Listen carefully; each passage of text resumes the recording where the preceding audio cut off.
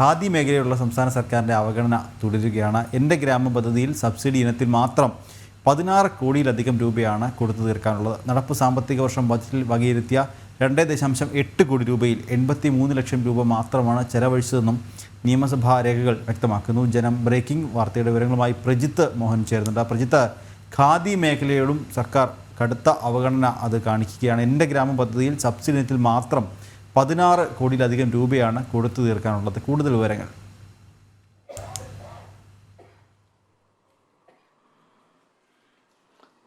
സംസ്ഥാന ഖാദി ഗ്രാമ വ്യവസായ ബോർഡിന്റെ കീഴിൽ ഒരു ഗ്രാമത്തിൽ, ഒരു വില്ലേജിൽ ഒരു ഗ്രാമ വ്യവസായം എന്ന ഒരു പദ്ധതി എന്ന നിലയിലായിരുന്നു ഈ പദ്ധതി നടപ്പിലാക്കാൻ എൻ്റെ ഗ്രാമം സ്വയം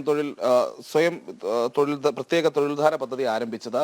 വ്യക്തികൾ, സഹകരണ സംഘങ്ങൾ, സ്വയം സഹായ സംഘങ്ങൾ, ധർമ്മസ്ഥാപനങ്ങൾ തുടങ്ങിയ ആളുകൾക്ക് വായ്പയും സബ്സിഡിയും നൽകി ഈ പദ്ധതി നടപ്പിലാക്കുക എന്നുള്ളതായിരുന്നു അതിൻ്റെ ഒരു പ്രഖ്യാപിത ലക്ഷ്യം എന്ന് പറയുന്നത്. എന്നാൽ സർക്കാർ അവഗണന മൂലം ഇപ്പോൾ എൻ്റെ ഗ്രാമം പദ്ധതി ഏതാണ്ട് പൂർണ്ണമായും നിലച്ച ഒരു അവസ്ഥയിലാണുള്ളത്. സബ്സിഡി തുകയും ബജറ്റ് വിഹിതവും ഒക്കെ വകയിരുത്തുന്നതിലും അത് നൽകുന്നതിലും സർക്കാർ കാണിക്കുന്ന വലിയ അനാസ്ഥയും അവഗണനയുമാണ് ലക്ഷക്കണക്കിന് ആളുകൾക്ക് ഗുണകരമാകേണ്ട ഒരു പദ്ധതി അത് ഏതാണ്ട് ഇല്ലാതാകുന്ന അവസ്ഥയിലെത്തിയത്. ഇപ്പോൾ സർക്കാർ തന്നെ നിയമസഭയിൽ നൽകിയിട്ടുള്ള മറുപടിയുടെ രേഖകളാണ് ജനം TV പുറത്തുവിടുന്നത്. അതായത് സർക്കാരിന്റെ തന്നെ അവഗണന എത്രത്തോളം ഈ പദ്ധതിയെ ബാധിച്ചു എന്നത് വ്യക്തമാക്കുന്നതാണ് ഈ തെളിവുകളെല്ലാം.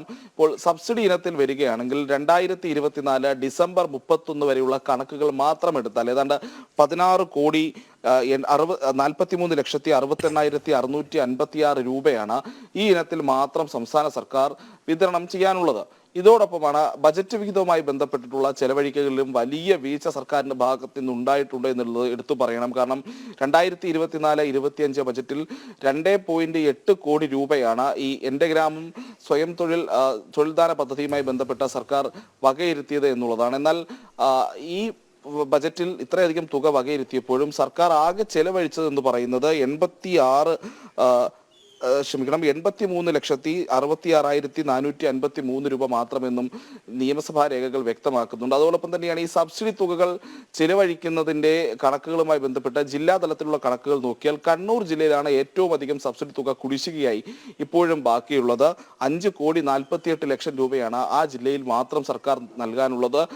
തൊട്ടടുത്തുള്ള കാസർഗോഡ് 4 കോടിയിലധികവും വയനാട്ടിൽ 1.5 കോടിയിലധികം രൂപയും കുടിശ്ശികയായി നിലനിൽക്കുന്നുണ്ട്.